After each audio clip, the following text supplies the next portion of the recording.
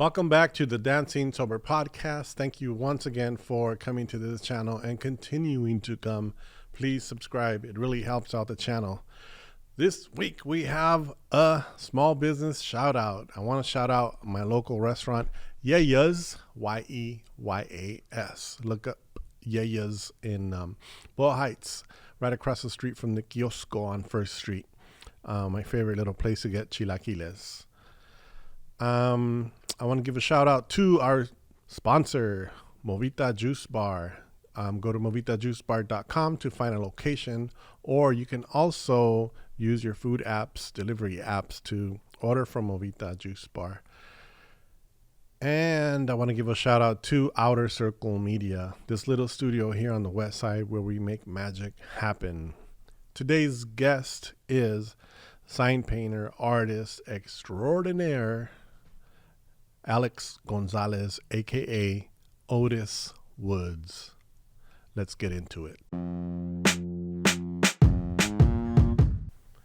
Ladies and gentlemen, boys and girls, welcome back to the Dancing SOBR podcast here on the west side with the homie Alex Gonzalez, aka Otis Woods. How you doing, brother? I'm doing well. Thanks for having me. Good. Just so you know, estás en tu casa. Right here we speak both English and Spanish, and anytime you want to change the subject or talk about something different, or anytime you want to take a break or anything, just let me know. And let's start with where you grew up, Alex. Where you from? So I was born and raised in the MacArthur Park area pretty much my entire life. To this day, I still reside in that area. So folks are from Guatemala. And yeah, I mean, that's where I started. That's where the story begins. Well, that's a little bit more than just I grew up in MacArthur Park. You know what? And it's just because I just started to realize that there's so much history that I just slowly started to discover that I felt like I was blind to, and I just realized recently, I'm like, fuck. How old are you? 30 years old. So you grew up in MacArthur Park in the 90s. Yeah. 90s. And you were there your whole youth, like to your teen years, or? Yeah, to this day. So you went to schools around there? No. You got bused. I guess if you would consider Belmont or like Hoover Elementary to be a part of that area, then yeah, I would say. Close enough. So you went to Belmont High School? Yeah, I went to Belmont. Cool. How was that? I mean, shoot, teenage year was like anybody else's, right? It's like weird, you know? Just growing up is weird, you know? I'm not the same person I used to be when I was that age. So like, it's just interesting to realize that you're like, damn, I used to be that quiet kid. And that kind of thing. I think you're still a quiet kid a little bit.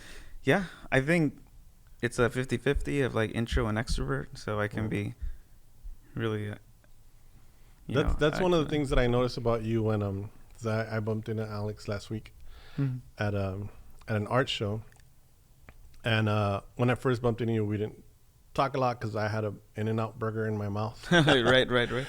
And you were just arriving to that show, but then I saw you at another show and we talked a little bit more. And you always approach people with this really like sensitive and kind demeanor. That like a quiet kid would do, you know. And like there was a lot of noise going on around us, borrachos talking over here, and you know, the art scenesters just yelling and stuff, but you maintain like this steady forward conversation. That's that really it's interesting, because like you pay close attention. No, you're like el niño bueno, you know. Well, I think you're paying close attention because it's something that was just brought to my attention. You know, like, oh shoot, I'm like that. You know, so I mean, I appreciate that you saw that. I mean, I guess it also just kind of comes kind of engraved in myself how I was raised. Yeah. You know, my mom was always telling us to be polite, you know, kids, and we grew up like, you know, almost every other kid getting whooped, El gancho or things like that. So that kind of sticks, and you're like kind of a little traumatized, and just become a nice kid. So you're first generation here. Yeah. What year did your parents come? Shoot, do you see? Man, when that question comes up, I'm like pretty ashamed to even share that. But I don't know, honestly. And there's a lot of things I don't know about my parents. Oh, that's interesting. That only just takes asking, you know. Yeah. So I think little by little. They're very sealed as well, or as in like talking about it. No, I mean it just I've asked them different questions about where they come from, but no, for the most part, my mom is very open to sharing. You know, I think as long as I show interest, to her it's like, damn, I'll talk about it. Yeah, I was born in Mexico, so I don't know if that makes me. My daughter would be first generation here, I guess, but I was here since I was a little tiny baby. So yeah, damn. It's similar. So growing up in high school and middle school, did you start getting into art, or how did you discover that you were going to be a famous painter? I don't know about famous. I gotta give it and huge thanks to my older brother Luis, who was pretty much the person who encouraged me to take this path. In middle school, it started from like elementary. It was a lot of retracing and copying cartoon characters from TV shows. Like I'm not sure if we're allowed to say you can say anything. Title names of cartoons. We're not. I don't know what the whole copyright stuff is. You know how that stuff works. I have no idea. I have no idea how it works. So go ahead. We'll cease and desist if they ask us to. So my older brother Luis in elementary would encourage me to just draw. We would draw together at home. So like Garfield, The Simpsons, the kind of cartoons you grew up watching. And just moving forward to middle school, I just continued drawing with him. And then we didn't have the same, they were split into tracks. So I think it was A, B, or C. I was in C track. And at the time there was this, I don't know if there were apps at that time, but there was like a simulation thing where you can Simpsonize somebody. At the time, people were like, oh, there was a generator. You upload a photo and you would get Simpsonized. So I would do that, but I would carry a composition book and then draw friends and family, whoever was interested. And I do it, and then it kind of became a thing. Like, hey, he Simpsonizes people, and I would get in trouble for it. Like in high school, I got in trouble for it for drawing my counselor. What? I posted it up in a vending machine, and I captured it pretty well. You know, it's basically like a caricatures. Yeah. You know, you emphasize some part of the body or their face, and you're like, boom, you got it. Like his walkie-talkie, Hawaiian shirt. Everybody knew that was him. So I put it in the soda machine because he would post there all the time to kind of scope people out during lunch and breakfast. So I got called in, and they made it seem like I was not in trouble. So somebody came with a note to my English class, and they're like, hey, they summoned you to the office. I'm like, oh, shoot, I've never been summoned to the office. So I walk in, I'm like, kind of happy. I'm like, oh, this must be good. And then my counselor is like, is this yours? I'm like, first of all, how did you know that was me? And so somebody ratted me out, and it was my English teacher because she knew I drew. And then I got in trouble for that. And that's not a bad thing to get in trouble for. No, so it actually turned out to be a good thing because my counselor was like, look, I'm not going to call your parents.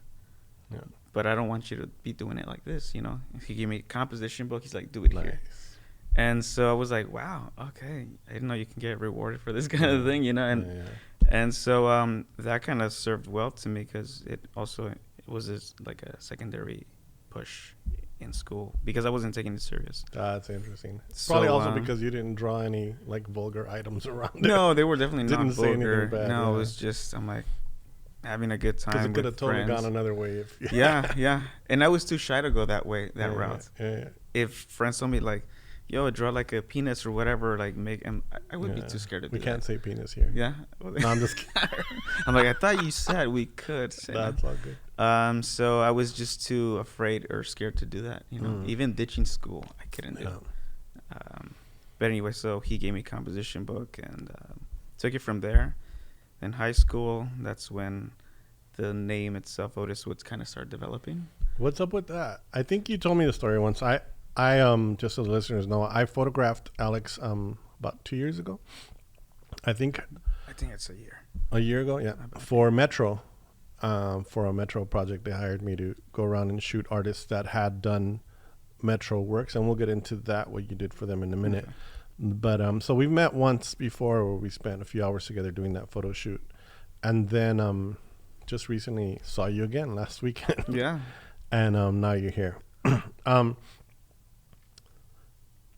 And I think I remember that you told me the story of Otis Woods, but I don't remember it now. So I remember when I saw the name, I was like, oh, I'm going to go photograph Otis Woods. And he's in South Central. So yeah, I was thinking it was going to be an older black man, you know. Man, that's Mr. Woods, how are you doing, Mr. Woods? Because I had a boss once named Mr. Woods, and that's exactly what I pictured. Really? Yeah. And so when I showed up and saw you, I was like, oh. I don't blame you for thinking that. Somebody else pointed that out. I was like, I thought you were black. I'm like, and so I looked it up on Google, and yeah, you find your fair share of black folks under Otis Woods. That's funny. Yeah.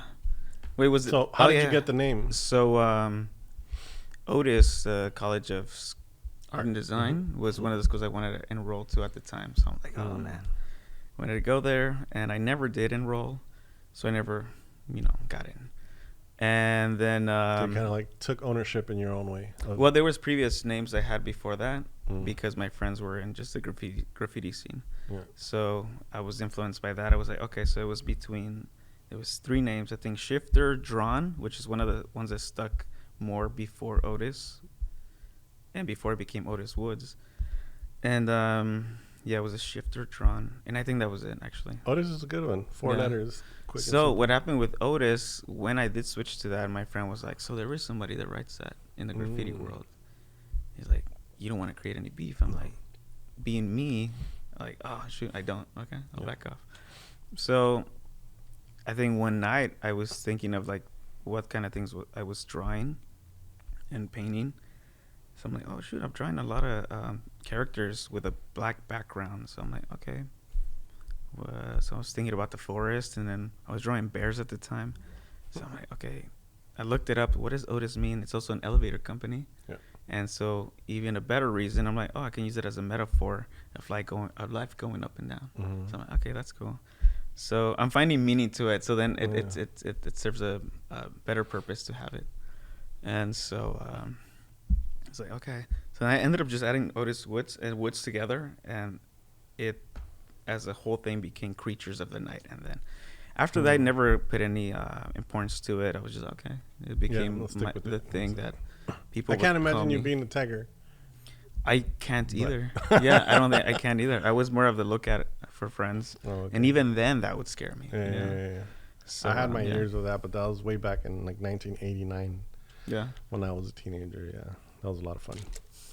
So Otis Woods now, like you've created this persona, you've created this, your own character that, that is elevating and becoming an artist. Yeah. And when did you actually start to get into painting, or was it after you went to trade tech? Because I know you went to trade tech for sign painting, right? Yeah, I did.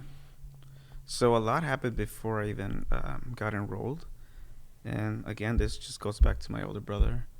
So he saw that I had potential just drawing, and then he was like, hey, you're only using black and white, or just like ink markers too. And I was doing like super bold drawings. Was he an artist too? Yeah, he was painting at the time and still is, but he's dedicated himself to like school and tattooing.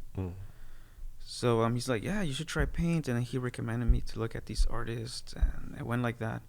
And so, of course, like anybody else who's looking for their voice or how to paint, they're like, you start looking at how others paint. And so I try to almost just replicate that or people's technique until I eventually did at some point a particular artist. And then I'll actually talk about that right now. And so, yeah, it was because of him I started painting. Otherwise, I think I probably wouldn't be. He's like, yeah, try acrylics. And then not knowing how to use them, I started again with like super flat graphics characters. It was like just filling in solid stuff. And then so who were your influences artistically? At that time in my life, I wasn't super aware of like artists they teach you about in school, like academic training, like Renaissance times or modern or pop art. I wasn't really educated on that. So it was more like they would show me things, like Crayola was one of them. He's one to point out, the one that stood out the most and looked more like the work I was doing, because I loved his work.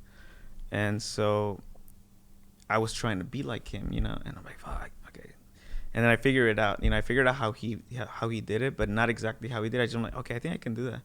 And so people would started pointing that out, like, hey, your work looks like so and so, because I wasn't exactly copying like his pieces. It was just like it looked like his style. So I went like that on for a couple years until I realized, I'm like, damn, this person worked hard for their style, and for me to just kind of like and take credit for it and be like, it didn't feel right. So I stopped altogether. I stopped looking at other people's work. Because it's so easy to get influenced, you look around, boom, that gravitates toward you, and you're like, oh, I like that. And so you kind of just start incorporating and evolving your work. Can you explain your work a little bit? Like, I know, I guess we can get into this now, where like your work has a lot of characters, a lot of darkness, a lot of, is it surrealism or is it like fantasy, or what genre is it? Because I mean, I'm not educated in that way to know the genre, but neither am I. And that's a really good question. I do get asked often. I don't know how to answer it, but people do tend to label it themselves like, oh, surrealism or illustrator or cartoonist and all these things. So I never. It has elements of all that. I mean, there's definitely influence. So I haven't found like a term, or there might be an existing term that I don't know of that brings all that together. But I see it more as just a storyteller, or person creates a narrative through paintings. And so when they ask me like, what, I just say I'm just a painter, and that's it. Se me hace el término de que soy artista muy like fancy, bougie, I'm like, oh man, it takes a while. I mean, because of where we come from and how we are raised, we're always afraid to. I mean, this is my experience too, where I was afraid to take on the term artist, or even afraid to take on the term to tell people, oh, I'm a photographer, I'm a professional photographer. It takes a while for us because of the whole imposter syndrome. You're like, do I really fit in here? Am I really part of this circle? And wow, like I'm getting called upon to do these certain things, and do I belong there? And anyways, as long as you're making art, you're an artist. Yeah. I agree with what you said. And so I mean, you're definitely an artist. I've seen your work, and you're, own it and own it for yourself. I do want to talk a little bit though about like your work has, because you were talking about the forest and stuff. Yeah, there's a lot of dark corners in your photos, in your work, in your paintings. There's a lot of dark corners and dark characters and at the same time, it's colorful. Yeah, and exciting and whimsical in certain aspects.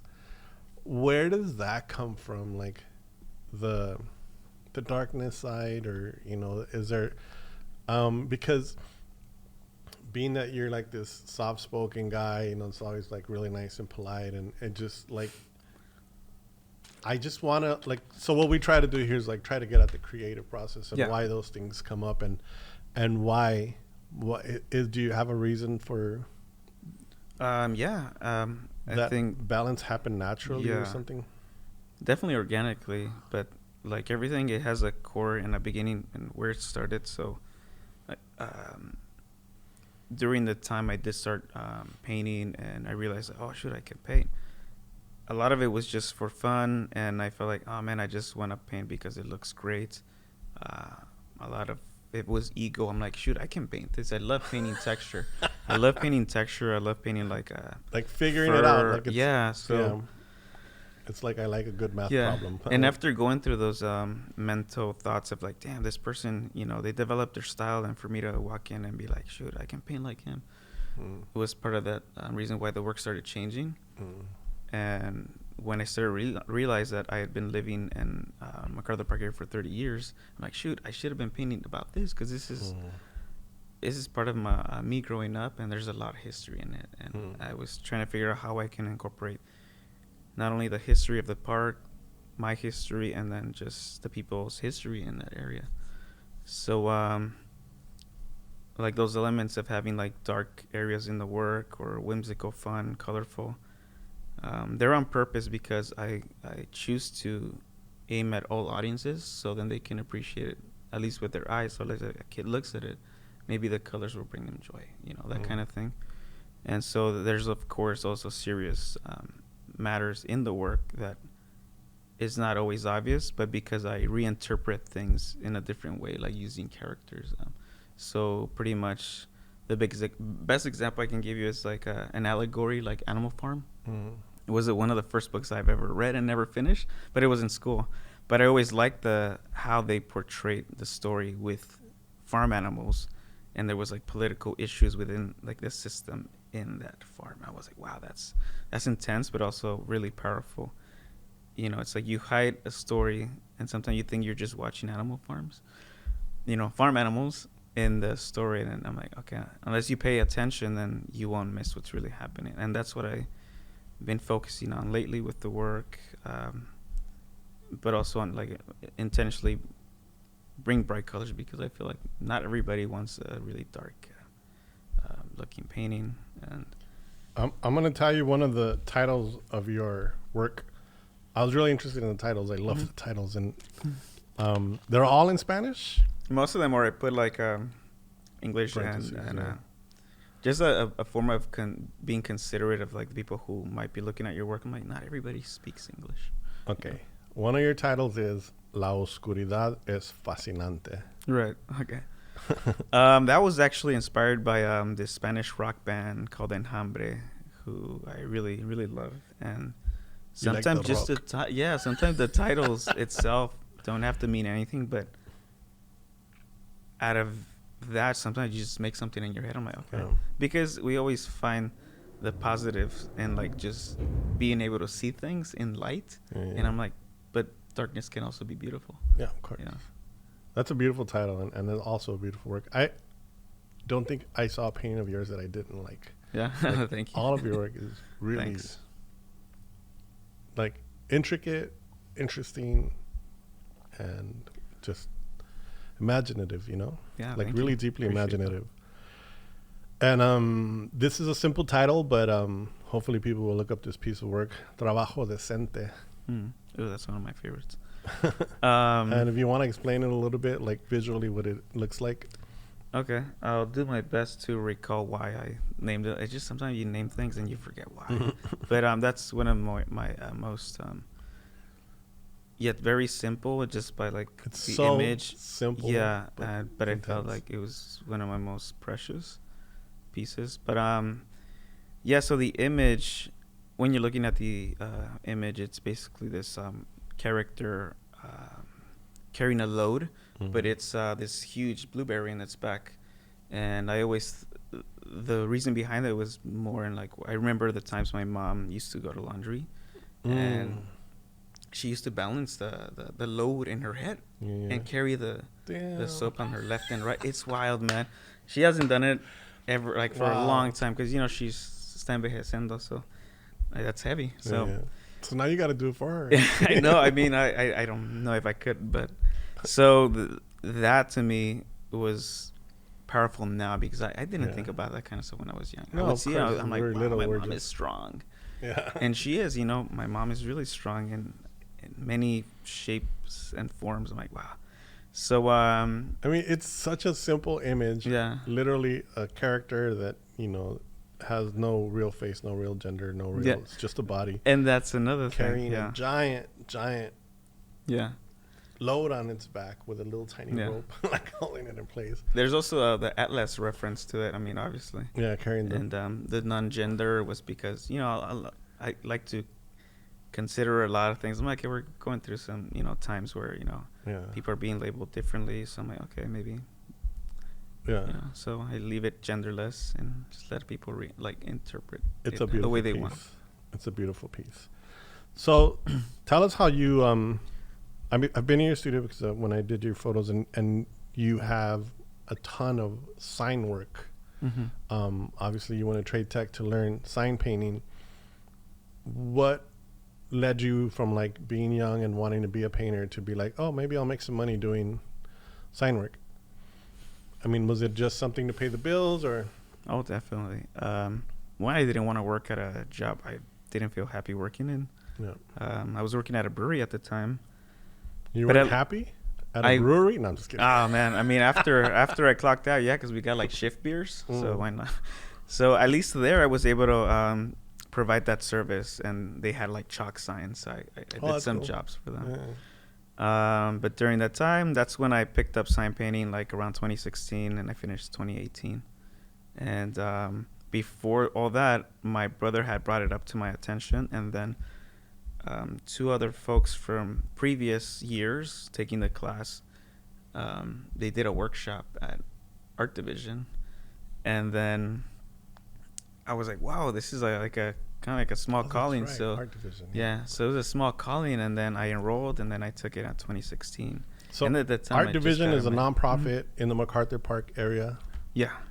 And they offer workshops for local youth. Yes. Yes.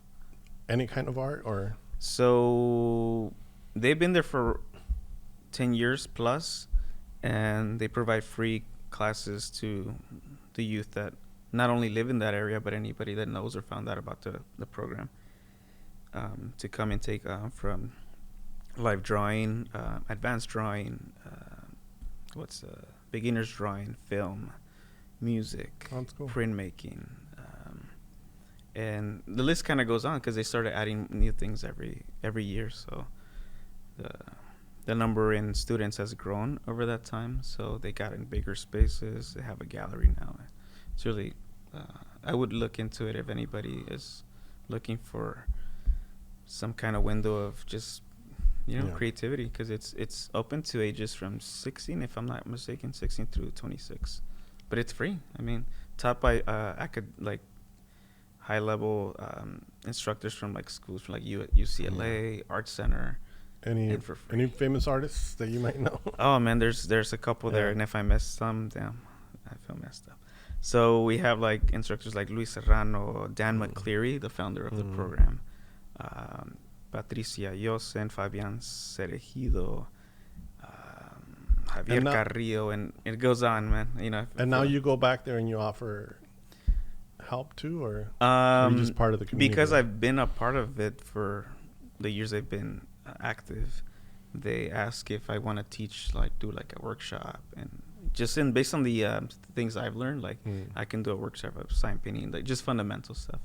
So yeah, they offer the opportunity to teach the up and coming students that have enrolled. I think sign painting, it seemed like the perfect thing when I saw you in your studio, just because it's so meticulous and so time consuming, and you approach things so patiently.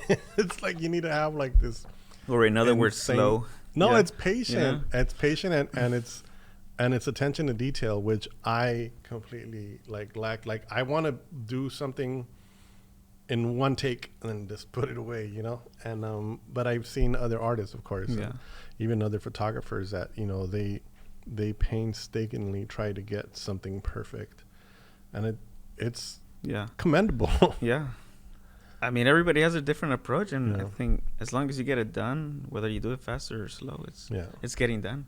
Has sign painting been a good thing for you? Oh, absolutely. I mean, I quit my job because of that, and I mean, the first couple of years, maybe the 2 first years were the roughest because you're still getting, your foot in the water. You got to go look for the work, go door by door. That helps a lot. So drop business cards, and that did a lot for me. So at this point, I just get called instead of reaching out. So it's become like a word of mouth, and it's been very rewarding. Wow. So your painting world is basically self-taught. Well, you did have the workshops at the art division. Yeah. And then you did the sign painting. You started getting work through that. How was it that you ended up in a metro project? and explain the project. Talk a little bit about it. Right. I was working at a children's bookstore at the time that happened, and my brother had forwarded me an email from I think it's SCA something. I forgot what it stands for. And my boss also sent me the same email. So I'm like, okay, 2 people sent me the same thing. I should just apply for it. And I applied for it. There was a couple candidates, and just by applying, then I ended up getting it to represent at least the Not Westlake. just by applying, but also because your work.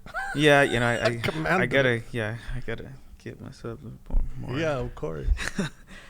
And I ended up being the one chosen to represent the Westlake. So they were looking for different artists to represent small communities in yeah. Los Angeles. Yeah. You were chosen for Westlake. Yes. And the work that you submitted was a painting. Yes. Do you want to talk about that painting? Yeah. I saw it as a really great opportunity to represent that neighborhood because I grew up in that area. Yeah. Exactly. So I wanted to embrace a lot of the things like history of the park, like the art that a lot of people don't know about.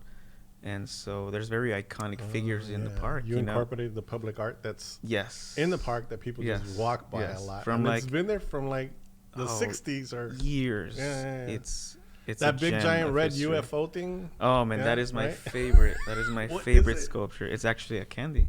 Oh, okay. On a pedestal. It's a giant candy. This is way before. Yeah. So it's actually called way before the lollipops that we see now. Yeah. It's called the Big Red Candy by Franco Assetto, an Italian artist.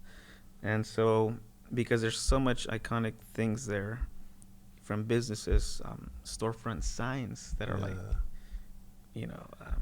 so old, and that I wanted to bring that in the work. So I brought this giant kid, and I'll get into why I chose the little kid being the kind of the emphasis of the piece. Yeah, the central piece. He's playing, and anyways, the reason I chose the kid and why he's this yellow giant. There was a business before. It's not there anymore. It's called El Piojito. I used to get my shoes there. Yeah, and their logo and their cutout, their wood cutout. I was just talking to Manuel Lopez about this like 2 weeks ago. Yeah. El Piojito. You know, it sucks because if you look it up, there's only one picture of it at an angle in black and white. Yeah. And so, that's the main reason why I ended up getting the kid. That's how you know how poor your family is. If you had a shop at El Piojito dude, I know. Back in the days. We bought everything there, man. Yeah. So from that, and then we have the Levitt Pavilion Dome, or the shell, the orchestra shell. So that's in the piece, and then we have this kind of I don't know what to call it, but it's this huge yellow pillar, but it's super round. It's in the metro station, and it's made of like yellow tiles. Okay. And inside it, there's a mirror ladder that's just hovering in the center of that thing. So that's in there. And then there's a chess floor on the painting that represents the people that would play. Yeah, there are, a little bit are still there that still play chess. And you have the geese, or the goose. Geese. Which one is it? The geese? Geese is plural. Geese, right? Yeah. The geese. You have geese there. You have rabbits that no longer, live there. There used to be a bunch of rabbits. Wow. The water fountain, I'm sure. Yeah. And then you can see in the foreground, there's some vendors selling items. One is like selling this giant soap. Another one's installing and painting a sign. And then the other is selling the clock tower in the park is also a sculpture that represents the passing of time. And so you have the little clock tower in as a sell item of the person selling them. And then you have a sign that says swap meet. And pretty. And then you have the Big Red Candy as the main attraction in the dome. So it's like this whole entertainment thing, like a festive thing. What was the history behind the Big Red Candy? Do you? So the time when they were working on the entire project, they wanted to bring art to the park, and so a lot of the park was also to embrace and bring like a fun place for kids to come and play. So they wanted to embrace whimsicalness, like just being a kid. And so his piece was that exactly. He was like, man, I want to embrace, you know, the kids that come play here. You know. So did you paint this piece after you were selected or before? So when I was selected, it was when I was selected. So I thought of the idea, and then. So when you were selected, and you still had time to create a piece, and very little time, but I was like, it was during that time they accepted. Because I think I had to. No, they just looked at my work. I don't remember exactly how it went. I think they went through my work, and then I think maybe I submitted a rough sketch. Oh, okay. And then it went like that, just to give me an idea of what it was going to look like. That's cool. Yeah. And now you're part of the Metro Artist Pool, which I think every artist should sign up for, so you get information. Yeah, and they're often... Their work all the time. Yeah, often always sending emails about that. Yeah. Recently, I noticed that you posted a sculpture on your Instagram. Yeah. How did that come about? And did you outsource the sculpting part of it, or how does that work? Where you created, I think it's a painting first, and right. designed into I definitely reference a sculpture. One of my paintings. And it's 3 figures. Yeah. 2 of them are climbing a wall. 1 is on top. Yeah. And reaching down to like help the other 2 come up. Yes. If I'm not mistaken. Art Division, again, they had Patricia Yosen, who is a ceramics artist, and she came and gave a workshop on ceramics and working with clay and eventually getting them fired. And so I took that workshop and I saw it as an opportunity to just experiment with clay. Nice. And that's what I ended up creating. So you actually made this piece yourself? Yes. Wow. With her because I know that there's some artists that hire, like outsource, like people. Yeah. That's pretty badass. I mean, with her help and guidance, it happened because I'm not extremely familiar with that medium, but it was an interesting thing to work with. That's badass. Are you going to make more of those? Oh, absolutely. I mean, the new body of work, and I hope I can finish it by the end of the year, consists of like the paintings themselves having these frames, and inside the frames you have like these maybe 5x5 tiles, and the tiles itself have history of the park. Wow. And some of them gonna have like these 3-dimensional, just like the sculpture you saw in the edge of the. Wow. That's the idea now, but it's also like an investment to do it because it's gonna take some money. But I'm willing to do it. So I have the ideas, just kind of paint for it. Yeah, it's definitely like something to start to visualize is seeing that sculpture at MacArthur Park one day. Oh, I would love that. I mean, it totally makes sense if you think about it. And the fact that you grew up there for so many years and you've been a part of the community, you're still around there. And then to have someone like you design this gorgeous piece and have it put up there, and it represents, the struggle in a way, right? Yeah.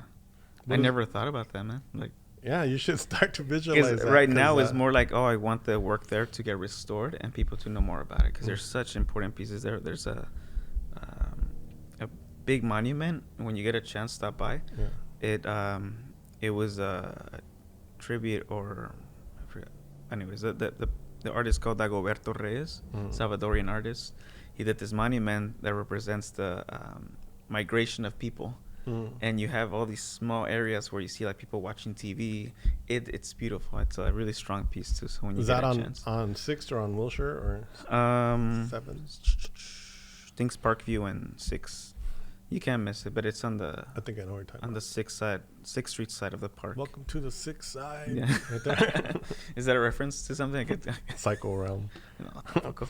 I have a question that I wrote here for you that I wanted to bring up. And what do you think of sign painting and where it's going now in the art world and how it's becoming, it's completely in sign painting and painting have meshed in a way. I mean, I'm an outsider looking in, enjoying all of it. What do you think about craft? Sign painting as a craft versus an art? Do you have any thoughts about that? Damn, that's left to just one's own opinion because there's different, especially the ones doing it longer than I have who only do that. Yeah. Of course, they don't have their own thoughts, but It's definitely been coming up more recently in a lot of businesses during COVID, and maybe even before that. But a lot of business owners been wanting like a hand painted thing. So it's like, I want this hand painted, and it's crazy because there was work during COVID that I was working on. I'm like, shoot, people are opening business at this time. Shoot. So yeah, I mean, it's definitely coming back up, and I don't know more than what I know now before I took the class, because I'm sure there's way more, and you know, I can't do it justice, so I can only share with you with what I've experienced in the time doing it. But it's definitely been coming up, and there's more people doing it now than there were before. As far as like artists doing it now and putting these works in galleries, I know that you're friends with a few, and you're working now with Lauren Halsey. Yes, right? yes. How did that come about? So, and you're like in studio assistant, I guess, or in studio. Oh, like, it's a bigger team yeah. than just myself. So it's consists maybe of like right now maybe 6 people. That's big. I mean, Lauren Halsey is killing it right now. Congratulations to her. Yeah, and to, congrats, Lauren. All of the stuff and she's just like kicking ass, and then you turn your back and look back again, and she's kicking ass at something better. And then like, you're right about that. Every time you notice, she's doing something like bigger than the last. And then, how did she do it? How did you end up there? So, Alfonso Gonzalez, a lot one of of our people favorites. know. I knew his cousin in sign painting, so. Really? Sign painting, yeah, because Alfonso Gonzalez comes from a family of sign painters, right? Which I didn't know, and his dad is a sign That's painter. Great. He worked like legit as a sign painter before he became this, well-known artist now. Yeah, that's and so wild, you met his cousin. Yeah, so I met his cousin, and then I don't know how I completely forgot, and maybe I'm just imagining it, but because I knew his cousin. And then Alfonso would walk in sometimes here and there, drop by the class. And people knew of him. They were like, oh, it's Alfonso, just kind of whispering. And then I overheard that it was my friend Adam's cousin. And so then we ended up just DMing each other. And he was like, oh, man, I'd like to, not the exact words, but go back to whatever. I forgot what it read. He's like, oh, man, I'd like to see your work. He was telling me. And I'm like, oh, man, me too. And then he was like, this idea of going to, I think, either Oaxaca or Tijuana, but he was like, you should get your passport. I'm like, I don't have it yet. I never got it, and so to this day, I was gonna get it today actually. He's also like on a fast-moving train right now. Oh yeah, he's man. doing so much work. I have some folks that are working in the sign painting team with Lauren that were assistant to him at his recent show. Shit. So they were just sharing a little bit about And shout out to his last show too. Oh yeah, man! Congratulations! Ridiculous. I freaking missed it. Yeah. So they were sharing how he works, and like really, he works really fast and all this stuff. I'm like, wow, there's a lot to take in because haven't seen the guy in a while. So I found out of Lauren because of him. He reached out to me, hey, she's looking for sign painters, maybe you want to shoot out. She's a really important artist in our time to work for. And I'm like, shoot, okay. So I reached out, and then she hired me, and then this would be the second time working for her. So you have to really take into consideration the fact that somebody who is right now killing it in that world saw your work and was like, you need a closer look at. let's bring you in, and as a matter of fact, let me connect you with this person who's also kicking ridiculous ass, and I think you would be perfect there. I mean, that goes to say a lot about you and your work and your demeanor and how you approach these people, because I just had a moment where I'm like, man, that's for real. That means a lot. And so how do I take that in? I'm like, gosh, so thank you, Alfonso. Congratulations to you too. Yeah, thanks. And this is only the beginning for you, because wow, just looking at your work and your skill set and your imagination, I think it's endless what you can do. Yeah, thanks. Yeah. It's probably just grasping everything. Take it It's in. a lot to think about, you know. It's like It's definitely. you never would have thought the work never yeah, ends. So yeah. that's one thing. You never would have thought any of us would be sitting where we are today Yeah. because of somebody. So I'm like, fuck. It's just deep. Well, anyways, keep handling it. And how is it working under somebody like Lauren Halsey, who's, I mean, nicest I person. imagine, Really I nice imagine person. you're saying that it's a big team. Yeah. And what are you allowed to say? What shows she's working on, or where you're going? Or what do they call those forms? Those NDAs? Or? What do they call those forms? Non-disclosure. Yeah. So you signed a non-disclosure. Yeah, I did. So I think it's best. That's all good from there. We'll see it. But working with her is it's been great, man. She's really amazing person. You know, overly just amazingly humble, and yeah, I mean, not enough to say about her to like justify. You know, she's just an amazing person. Yeah. For the time, I don't even know her personally, but it just like that, it's whatever. She just rubs it onto me, and I go, man. But also just working under her, it's like you see like the scale she's working at. It just you kind of feed from them. Man, I gotta push it. The moment I get to my studio, it's like double the time. So it's served me well, man. It's just being around people like that. It's like it's rewarding. So you're I imagine that you're also learning, because this is one thing that I've always had difficulty with, is like delegating work. When I've had like larger projects, it's really hard for me to like hand work out. I always want to like do everything because I get afraid to give work away,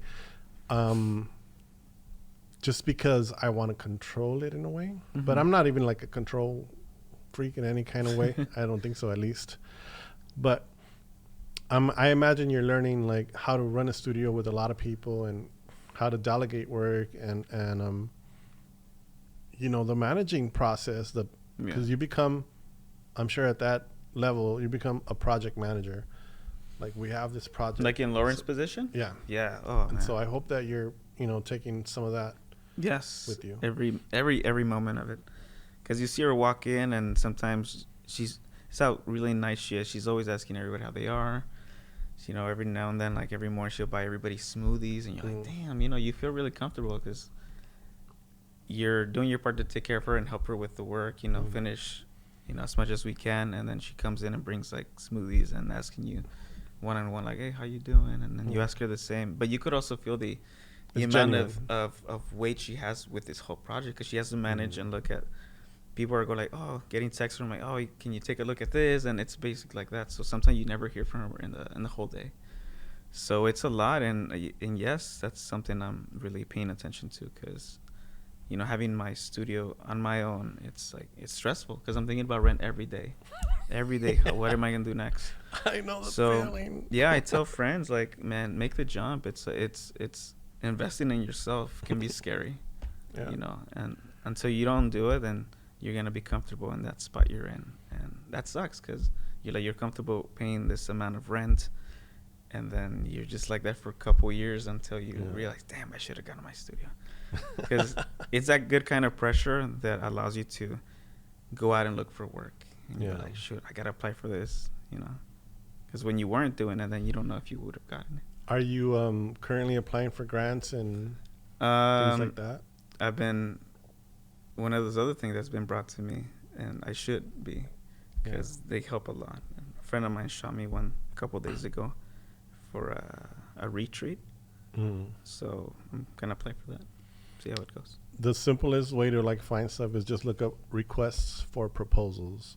So that's I'll do that. RFP. If you just Google RFP artists, you'll get like a ton of places that have like, they're looking for people to propose to the grant. So the grant might be, then you start looking through them and you can, sift away the ones you don't need. So they might be like looking for a photographer to do this, looking for a painter to do that. And then, you read the fine print to make sure that you're eligible and that you fit and that you qualify, and then you can apply. But it's a long process. But I mean, you're definitely going to end up doing that and eventually you're right. needing assistance, and eventually keep all the people's numbers that you're working with right now, because you'll have to hire some of those people yourself.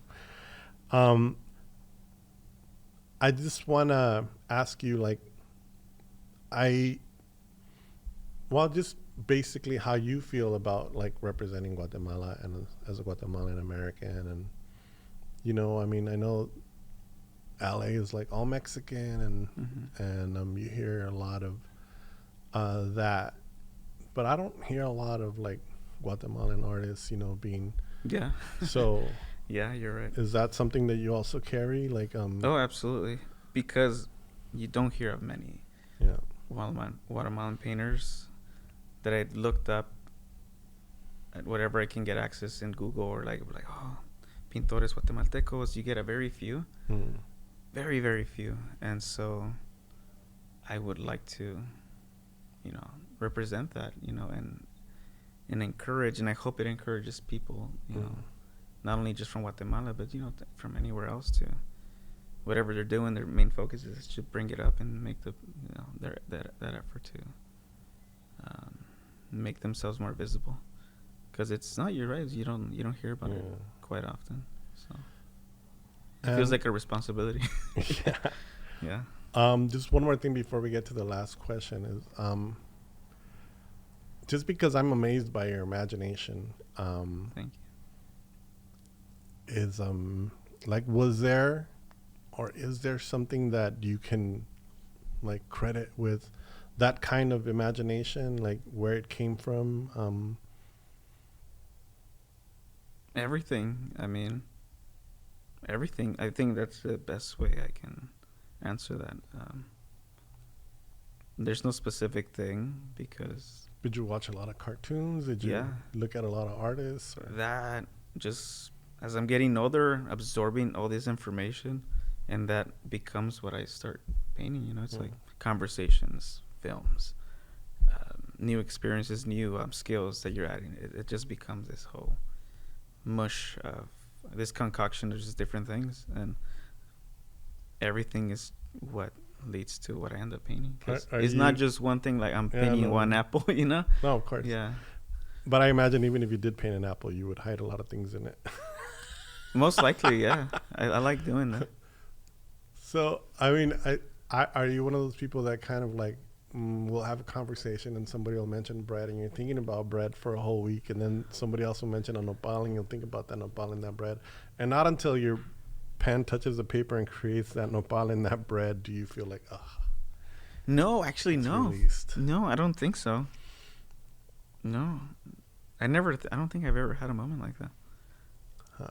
If I'm understanding what you're telling me, no, I don't think I have. So how do you, okay, so let's say, how do you like pool these ideas, or when you start to do a painting, do you sketch it first? Do you write it out first, what you think what your thoughts are, or how does the concept, because I mean, your paintings are very well thought out. They have a lot of narrative behind it. Yeah. So there has to be an approach that you take to fill that square with all of these ideas. No, there is. I don't draw as much as people might think. I spend most of my time overthinking ideas. And so I started writing them down and drawing just like a square, knowing what size the painting is going to be is where I start. And then I don't doodle much. Because I already have an image of what it's going to look like. It's just figuring out the composition and all that stuff. And so I began to write things down, because a lot of the information or processing will forget immediately. The moment you forget an idea, it's gone.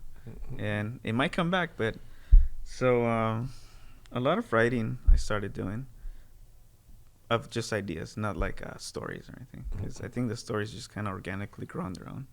And then they start making sense, and you go like, oh, that's why I painted that, because subconsciously they're reflection of thoughts, and you're like, damn, I lived that long time ago. Do you know the David Lynch, I guess, theory of ideas? No, I know. I've heard of David Lynch. It's like big fish, little fish in your head, and like you're out there like fishing with them, and sometimes you get a little one, you're like, oh, that's okay, let's throw it back. Yeah.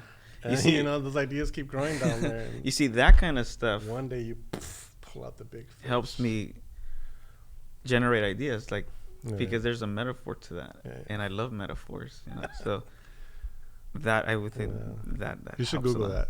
No, I will. Yeah, David Lynch is awesome. So now we are definitely at the end of the podcast, and we just have one final question for you. Alex Gonzalez, a.k.a. Otis Woods. How do you do it? Oh, man. I think throughout the years, I've chosen the rough way and stubborn way, where I like things the hard way. And it served me well because it puts me at a really, tough point in my life where I hit rock bottom. And I need that to be able to move forward, because if I didn't fail, then I don't know what I have to work at. So, yeah, I mean, I just think there is no recipe to success, but you have to just kind of go with it. But yeah, I think I would say the rough and stubborn way is how I do it. And that's the rough and stubborn way. Hey, don't twist those words, guys. No, it's good. The rough and stubborn way, like you just fight through it. Yeah, get it done. and maybe it's not the most or best way, but it works for me. Well, some of us that don't have, and I'm including myself in this, that we don't have, unfortunately, the training, academic school or art school that other people have. Like, we don't really know the way to get to that end point. Yeah. So like we just gotta like fight our way through things until we get to that end point in our own way. Yeah. So absolutely. That being said, thank you so much for spending time with us. Thank you so much for bringing bagels to us. Oh, no. And thanks for having me. Damn. This was we'll see you next week. Yeah.